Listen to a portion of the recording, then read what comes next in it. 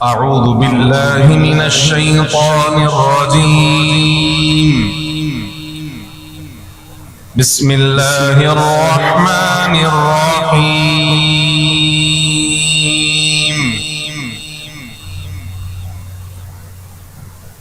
خلق الإنسان من صلصال كالفخار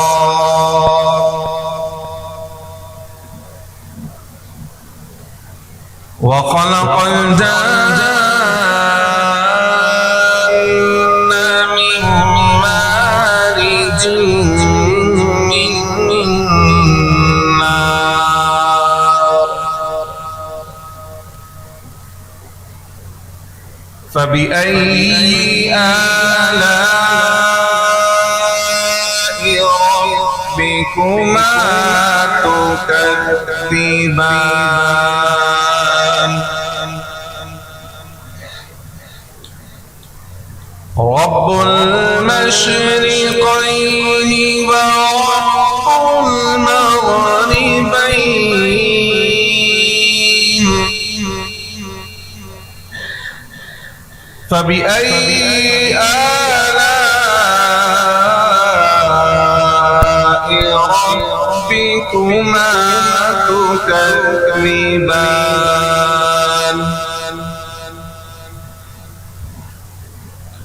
مرج البحرين يلتقيان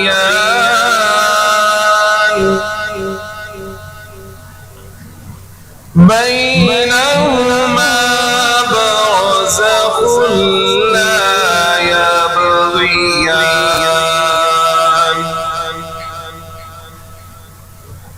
فبأي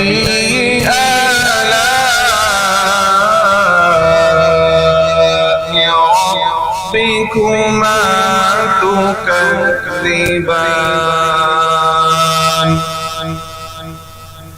آمنت بالله صدق الله العظيم. بولے سبحان اللہ. سرکار کی آمد، آقا کی آمد، داتا کی آمد، حضور کی آمد، اور نور کی آمد، سوہنے کی آمد، سرکار کی آمد. غلام ہے، غلام ہے.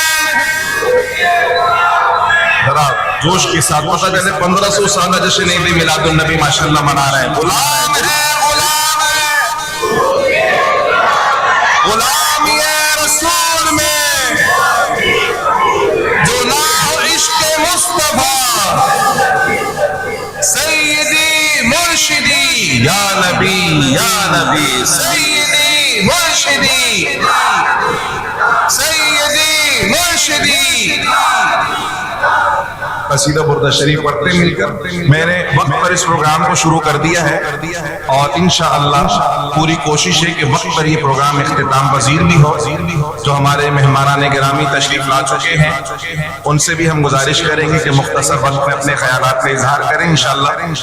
ارادہ یہی ہے کہ 4 بجے تک پروگرام جو ہے وہ اختتام پذیر ہو جائے تاکہ کسی کو زیادہ زحمت نہ ہو. پھر اس کے بعد ضیافت کا بھی اہتمام ہے تو وہ بھی انتہائی خوش اسلوبی کے ساتھ مائع تکمیل کو پہنچ سکے. اس لیے ساری کارروائی میں خود کر رہا ہوں. کسی کو بلائیں گے تو بھی دوسرا ناراض ہو جائے گا کہ اس سے پڑھوا لیا مجھ سے نہیں پڑھوایا. تو ہم کسی سے بھی نہیں پڑھوا رہے، ہم خود ہی پڑھ لیں. سب کچھ آپ کو صرف سننے بلایا، آپ صرف سماعت فرمائیں. مولاي صل وسلم دائما ابدا على حبيبك خير. سبحان اللہ. چند لب خاموش ہیں، چند باقی سب پڑھنے ہیں، چند خاموش ہیں. ان سے بھی ادب عرض کروں گا ذرا آپ بھی لب کشائی کریں کہ دہن میں زبان تمہارے لیے، بدن میں ہے جان تمہارے لیے، ہم آئے یہاں تمہارے لیے، اٹھے بھی وہاں. مولاي صل وسلم سبحان اللہ ابدا على حبيبك خير محمد سيد الكون الكونين والثقلين محمد سيد الكونين والثقلين والفريقين من عرب ومن عجم مولاي صل وسلم سبحان الله أبدا على حبيبك خير هو الحبيب الذي ترجى شفاعته هو الحبيب الذي ترجى شفاعته لكل هول من الأحوال مقتحم مولاي صل وسلم سبحان الله حبيبك خير ثم الرضا عن أبي بكر وعن عمر وعن علي وعن عثمان ذي الكرم يا ربي بالمصطفى بلغ مقاصدنا يا ربي سبحان الله سيدنا يا ربي بالمصطفى بلغ مقاصدنا واغفر لنا ما مضى يا واسع الكرم مولاي صل وسلم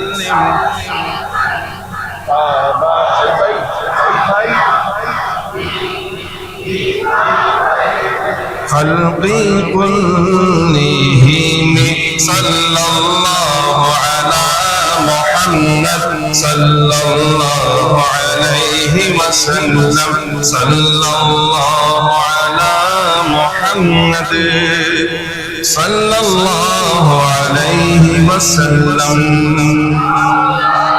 ایک دفعہ اور زور سے بولنے ذرا سبحان اللہ الحمدللہ آج کی اس کانفرنس کی صدارت بانی و سرپرست جامعہ سلیم چیئرمین مجلس درس پاکستان جنرل سیکرٹری حنفیہ عالمگیر جامع مسجد ٹرسٹ محترم جناب الحاج سید خان صابری صاحب کر رہے ہیں اور آپ ہی کے ساتھ آج کے جو ہمارے مہمان ہیں ان میں ہمارے انتہائی قابل احترام ہردن عزیز حضرت علامہ مولانا فیصل عزیز بندگی صاحب دامت برکاتہم القدسیہ تشریف فرما ہوئے میں دل کی عطا گہرائیوں سے حضرت کو خوش آمدید کہتا ہوں آپ ہی کے ساتھ ہمارے انتہائی واجب الاحترام ہمارے بزرگ محترم جناب حاجی عبد المقیم سحر صاحب تشریف فرما ہوئے محترم جناب مفتی اشتیاق نقشبندی صاحب ہمارے امام صاحب محترم علامہ فیض رتول شاہ قادری صاحب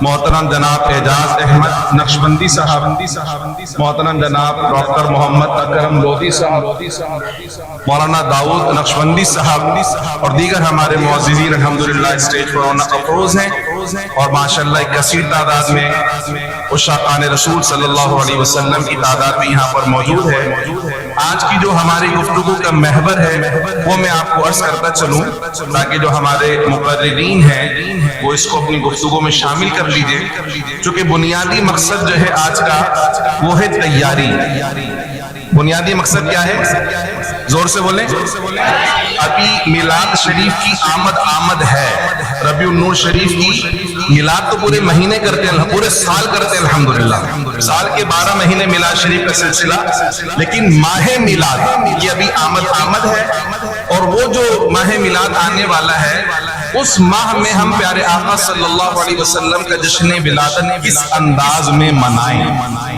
ایسا انداز کہ باوقار بھی ہو، حضور کی بارگاہ میں مقبول بھی ہو، اور اس کی رحمتیں برکتیں پوری امت مسلمہ پر ہم سب کو نصیب ہو سکے۔ ایسا انداز نہ ہو جو حضور کو ناراض کرنے والا، جو شریعت کے خلاف، جو پیسے کا ضیاع کرنے والا، اور اللہ اس کے رسول کی ناراضگی موہ لینے والا ہو۔ اس لیے آج ہم اپنے اکابر علماء سے یہ تربیت حاصل کریں گے کہ ہم نے میلاد منانا ہے تو کس انداز میں منانا ہے۔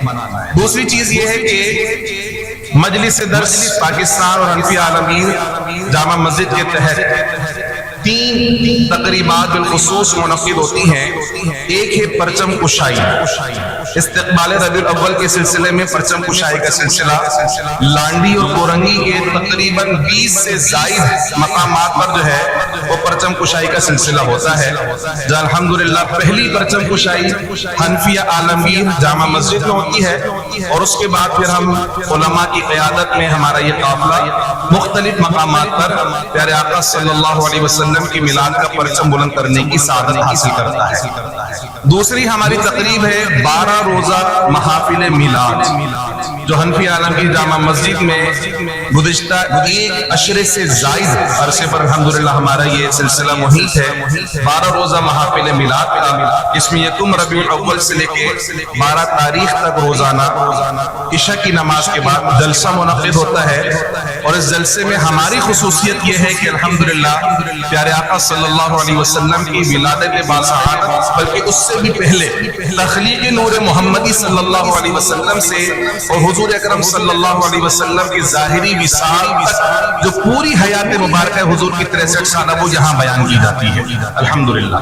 اور تیسرا جو بڑا ایونٹ ہے وہ جلوس صبح بہارا کا 12 ربیع الاول کی صبح الحمدللہ مرکز اہل سنت سے علماء کرام کی قیادت میں ایک عظیم الشان جلوس روانہ ہوتا ہے، جو اپنے روایتی راستوں سے ہوتا ہوا میدان اہل سنت کورنگی 5 نمبر پر اختتام پذیر ہوتا ہے، اور وہاں منعقدہ مرکزی عید میلاد النبی صلی اللہ علیہ وسلم کانفرنس میں ہماری شرکت ہوتی ہے۔ تو یہ وہ تقریبات ہیں جو الحمدللہ ہمارے ادارے کا حصہ ہے۔ جو ہمارے ساتھی انجمن وہ اس سال کیا کرنے جا رہے ہیں وہ بھی اپنا آئیڈیا پیش کر سکتے ہیں، اور ہم جو کام کر رہے ہیں اس کام میں ہم مزید کیا بہتری لا سکتے ہیں۔ اگر آپ کو اچھا مشورہ ہے تو برائے مہربانی میں عرض کروں گا تقریر سے اجتناب کیجیے گا، تجاویز پر اختصار کیجیے گا۔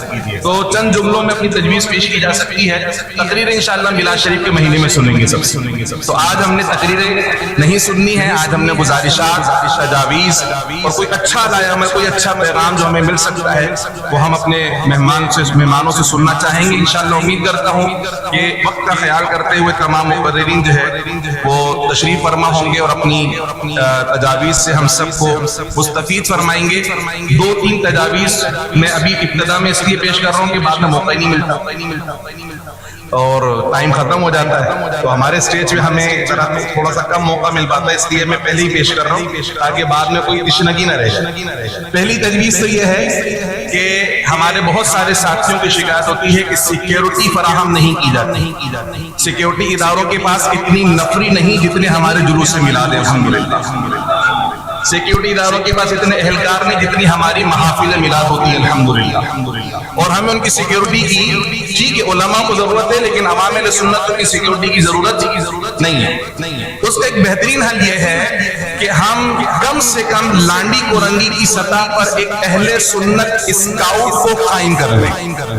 بولیں سبحان اللہ۔ پہلی تجویز ہمارے وہ نوجوان ساتھی جو جذبہ رکھتے ہیں وہ اہل سنت اسکاؤٹ یا اہل سنت رضاکار کے نام سے ایک ہم کوئی تنظیم تشکیل دے دیں جس میں ہمارے نوجوان ساتھیوں کو ہم سرکاری اداروں سے تربیت دلوائیں گے، اور ہوتا بھی یہی ہے کہ اسکاؤٹس جلوس کو لے کے چلتے نہ کہ پولیس، ان کا کام تو آگے صرف سیکیورٹی فراہم کرنا ہے۔ اسکاؤٹس کی بنیادی سیکیورٹی اور اس کو نظم و ضبط کے ساتھ لے کے چلنا، یہ جلوس کو لے کے چلنا یہ اسکاؤٹس کی ذمہ داری ہوتی۔ تو ایک لانڈی کورنگی کی سطح پر کم سے کم ایک اسکاؤٹس کا جو ہے وہ قیام عمل میں لایا جائے۔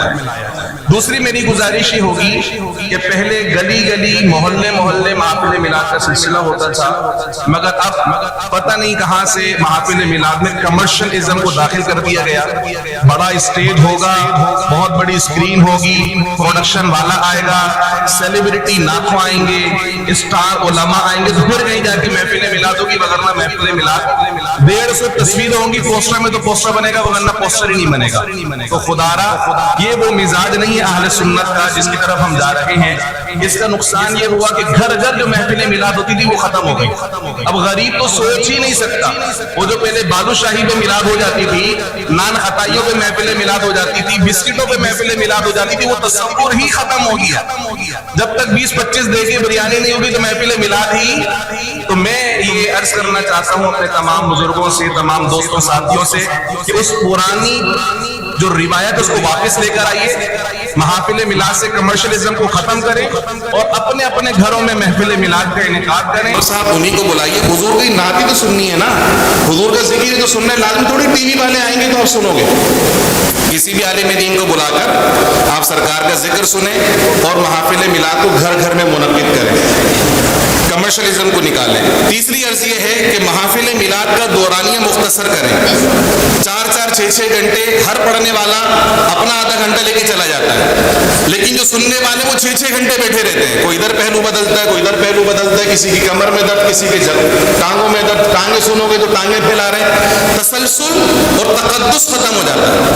محافل میلاد کا دورانیہ 1 سے 1.25 گھنٹے پر مشتمل ہونا چاہیے، ایک تلاوت، قصیدہ برد شریف، اور اس کے بعد 40 منٹ کا خطاب، اور آخر میں 5 منٹ کا صلاۃ و سلام اور 5 منٹ کی دعا۔ تو 1 گھنٹے میں آرام سے بہت خوبصورت محفل میلاد کا انعقاد ہو سکتا ہے، اور صاحب خانہ حسب توفیق جو شیرنی کھلانا چاہیں شرکا کو کھلائیں، اور نہیں بھی کھلاتے تو کوئی مسئلہ نہیں، سرکار کا ذکر کر کے ہی ہماری زبانوں میں مٹھاس آ جاتی ہے الحمدللہ۔ ہمیں کسی اور لنگر کی ضرورت ہی نہیں ہے، سرکار کا ذکر ہی ہمارے لیے سب سے بڑا لنگر ہے۔ ہم تو روزانہ جو کھاتے ہیں وہ سرکار کا لنگر ہی کھاتے ہیں، ہمارے اپنے گھروں میں جو کھانا پکتا ہے وہ سرکار کا لنگر ہی ہے، اگر محفل میں نہیں کھایا تو کیا ہوا؟ تو یہ تھوڑا سا میں عرض کروں گا کہ اس چیز کو تھوڑا سا پروان چڑھائیے تاکہ گھر گھر محفل میلاد ہو، بے برکتی ختم ہو، رحمتوں کا نزول ہو، اور پیارے آقا کی جو ذکر کی برکتیں ہیں ہماری آنے والی نسلوں کے اندر منتقل ہوں۔ میں التماس گزار ہوں، ہمارے بہت ہی محترم جناب مفتی اشتیاق صاحب نقشبندی بہت ہی محبت کرنے والے دوست ہیں ہمارے، اور ہماری دعوت میں تشریف لے کر آئے، ان سے بھی گزارش کروں گا کہ آج کی مناسبت سے کوئی خصوصی پیغام جو آپ دینا چاہیں ساتھیوں کو، تشریف لے کر آئیں اور پیغام اپنا سمجھیں۔ الحمدللہ رب العالمین والعاقبۃ للمتقین، والصلاة والسلام على سید الانبیاء والمرسلین وعلى آلہ واصحابہ اجمعین۔ قال اللہ تبارک وتعالی فی کلامہ وَأَمَّا بِنِعْمَةِ رَبِّكَ فَحَدِّثْ۔ صدق اللہ مولانا العظیم وصدق رسول النبی الکریم۔ اما بعد، انتہائی مختصر وقت میں چند معلومات گوش گزار کروں گا۔ سب سے پہلے تو انتہائی مشکور ہوں جناب مفتی خرم اقبال رحمانی صاحب کا کہ انہوں نے مدعو کیا یہاں پر اور اس تقریب میں آنے کے لیے مجھے دعوت نامہ ارسال فرمایا، اور تمام منتظمین کا کہ انہوں نے اس محفل کا انعقاد کیا۔ اللہ تعالی ہم سب کی کاوشوں کو، انتظامیہ کا یہاں پر انتظام کرنا، ہم سب کا یہاں پر آنا، کہنا، سننا، سب کو اپنی بارگاہ میں شرف و قبولیت عطا فرمائے۔ سب سے پہلی بات جو ہمارے ہاں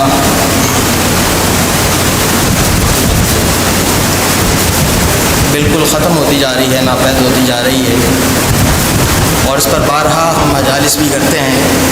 اچھا، ہماری جو مجالس ہوتی ہیں، ہماری جو محافل ہوتی ہیں، ان کا جو مقصد ہوتا ہے نا وہ بہت زیادہ روایتی ہو گیا ہے۔ جیسے مفتی صاحب نے ارشاد فرمایا کہ روایتی کے ساتھ ساتھ بلکہ وہ کمرشل ہو گیا ہے، کہ اس میں کمرشلزم جو ہے وہ بہت زیادہ آ گیا ہے۔ تو صرف روایتی بھی نہ ہو اور کمرشل بھی نہ ہو، بلکہ اس کا جو اصل مقصد ہے نا وہ مقصد حاصل ہونا چاہیے۔